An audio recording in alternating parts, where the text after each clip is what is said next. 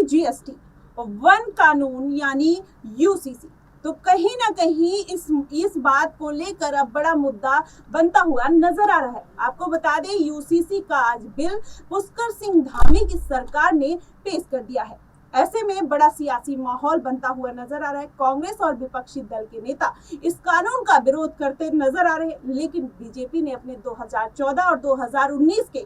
Manifesto में ये करार दिया था कि अगर उनकी सरकार आएगी तो कहीं ना कहीं वो इस बिल को पास करते हुए और पूरे देश में लागू करते हुए नजर आएंगे। ऐसे में बीजेपी अपने इस वादे को पूरा करती हुई नजर आ रही, क्योंकि आज पुष्कर सिंह धामी ने इस कानून को पेश कर दिया है। तो ऐसे में कयास लगाए जा रहे हैं। इसके पहले कर्नाटक में उन्होंने अपने डॉक्यूमेंट वेरिफिकेशन में भी ये चीज की बात कही थी कि कहीं ना कहीं अगर उनकी सरकार वहां पे बनती है तो वो यूसीसी को लाने पर उनका पुरजोर जोर रहेगा और वो इस बात को वहां पर लेके आएंगे और यूसीसी को पूरे देश में लागू करेंगे। पीएम मोदी अपने बहुत सारे इंटरव्यू में ये बात कह चुके हैं कि अगर पूरा परिवार बिखर जाएगा, लेकिन अगर एक कानून रहेगा तो पूरा परिवार संभलता हुआ नजर आएगा। तो ऐसे में सबसे बड़ा सवाल यही खड़ा होता है कि क्या बीजेपी पूरे देश में 2024 के लोकसभा चुनाव से पहले ये कानून लाना चाहती है। आपको बता दें कि ये जो कानून है सबसे पहले 1867 में गोवा के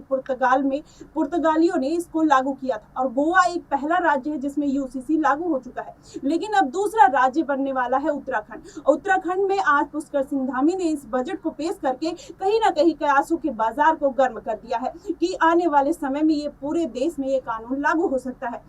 नमस्कार, आपका बहुत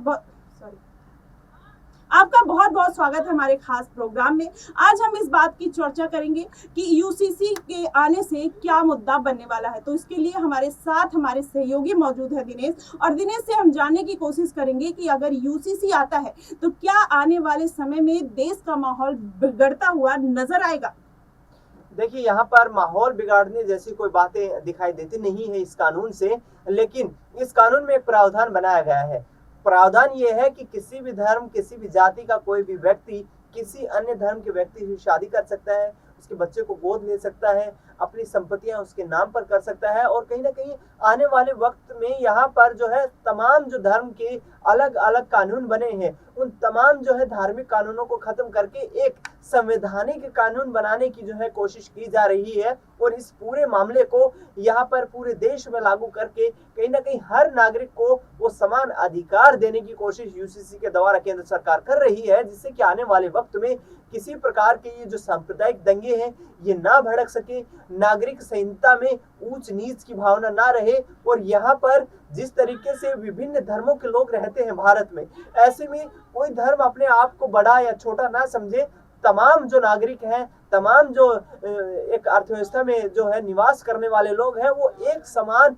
एक आधार पर चलते हुए दिखाई दे और सभी के लिए एक समानांतर कानून लागू हो, और जिससे आने वाले वक्त में देश की प्रगति में कोई किसी प्रकार की बाधा ना आए। जी बिल्कुल दिनेश, लेकिन आपने कहा कि ये कोई बड़ा मुद्दा नहीं बनने वाला है आने वाले समय में, लेकिन कहीं ना कहीं ओवैसी और मुस्लिम जो धर्म गुरु हैं वो कहीं ना कहीं इस बात का पुरजोर विरोध करते हुए नजर आते रहते हैं। उनका मानना है कि आर्टिकल 25 कहीं ना कहीं हमें अपने धर्म को स्वतंत्र रूप से चुनने का अधिकार देता है। ऐसे में क्या अगर यूसीसी लागू हो जाता है तो उनके मुस्लिम पर्सनल लॉ का कहीं ना कहीं उल्लंघन होगा और वो अपने धर्म और जाति और अपने रिवाजों को फॉलो नहीं कर पाएंगे। तो ऐसे में क्या आपको लगता है कि आने वाले समय में यूसीसी बड़ा मुद्दा बनने वाला है और ये सरगर्मी और तेज होने वाली है? देखिए, यहाँ पर धार्मिक और सांप्रदायिक दंगों को भड़काने के लिए कई लोग ऐसे जो बेतुके बयान देते रहते हैं, लेकिन यहाँ पर ओवैसी जी है जो खुद काफी पढ़े लिखे इंसान है, बैरिस्टर है, लंदन से पढ़कर आए हैं कानून की पढ़ाई। उनको इतना समझना होगा कि यहाँ पर यूसीसी के माध्यम से किसी की नागरिकता छीनने वाली नहीं है। यूसीसी के माध्यम से किसी धर्म को टारगेट नहीं किया जा सकता है। और इस तमाम मुद्दे के ऊपर जिस आधार पर जो तमाम कोशिशें हो रही है, आपने बताया कि मौलाना बयान दे रहे हैं, खुद असदुद्दीन ओवैसी बयान दे रहे हैं। ओवैसी साहब सांसद हैं, संवैधानिक पद पर बैठे हैं, खुद संसद में वो विरोध जरूर करते नजर आए, क्योंकि राजनीतिक फायदा भी उठाना है। ऐसे में कहीं ना कहीं दंगे भड़काने की कोशिश, सांप्रदायिकता फैलाने की कोशिश राजनीतिक दलों के द्वारा की जा सकती है, लेकिन कानून के प्रावधान में ऐसा कुछ भी नहीं है। समान नागरिक संहिता का ये बिल्कुल सीधा कंटेक्स्ट है। समान नागरिक संहिता यानी कि हर नागरिक को समानांतर अधिकार, संविधान में जो रहता है उसको हर व्यक्ति को एक समान अधिकार मिलना कहीं ना कहीं उसका लोकतांत्रिक अधिकार होता है, और इस अधिकार को उनसे वंचित रखना कहीं ना कहीं ये उनके मूल जो अधिकार होते हैं, जो एक तरीके से मानवाधिकार होते हैं, उनका उल्लंघन है। तो ऐसे में केंद्र सरकार जो तमाम कोशिशें कर रही है, इसके आधार पर उनकी यही कोशिश है कि यहाँ पर हर व्यक्ति को उसके समान अधिकार मिले, हर व्यक्ति को यहाँ पर समानता से जीने का अधिकार मिले। इसमें एक छोटी सी अड़चन ये आ सकती है कि जिस तरीके से मुस्लिम पर्सनल लॉ बोर्ड है, उसके कानून जो बनाए गए हैं, जो खुद के कानून बनाए गए हैं, जो इस्लाम के लिए कानून बनाए गए हैं, उनको कहीं ना कहीं कुठाराघात लग सकता है, क्योंकि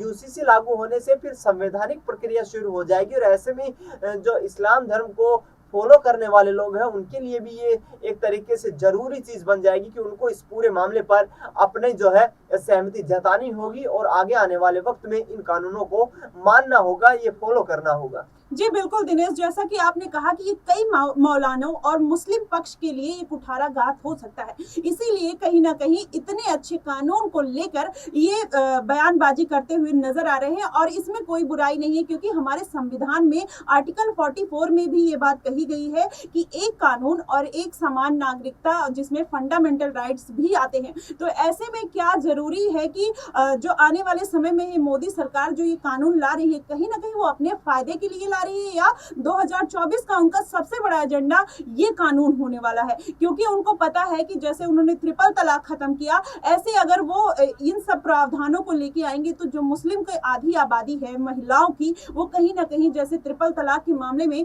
बीजेपी को इससे बहुत फायदा हुआ था और वो उनसे जुड़ती हुई नजर आई थी। तो क्या ऐसे आने वाले समय में ये कयास लगाए जा सकते हैं कि ये मुस्लिम वोट पाने के लिए कहीं ना कहीं इस एजेंडे को 2024 के लोकसभा चुनाव से पहले लाया जा रहा है? देखिए, इसका फायदा भारतीय जनता पार्टी को निश्चित तौर पर होने वाला है, लेकिन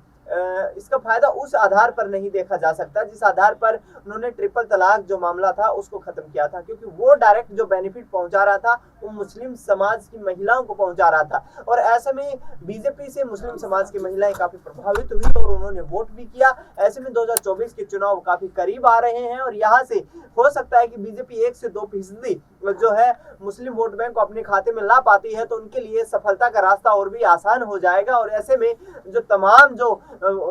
विपक्षी दल यहाँ पर कोशिशें कर रहे हैं, जैसे कि ओवैसी का जिक्र आपने किया, उनका जो है एक सियासी आधार खत्म हो जाएगा, और इसी आधार पर आगे आने वाले वक्त में जो है देश की राजनीति बीजेपी के जो हाथों में आती नजर आएगी, और 2024 में हो सकता है कि मोदी मिशन इसी चक्कर में चलाया गया हो कि यहाँ पर यूसीसी कानून लाकर मुस्लिम वोट बैंक को भी अपने पक्ष में किया जा सके। जी बिल्कुल बिल्कुल, ये धर्मनिरपेक्ष राज्य है, और मुझे लगता है सबसे ज्यादा ये यूसीसी उसके लिए एक गिफ्ट साबित होगा आने वाले समय में, और इसका सबको स्वागत करना चाहिए।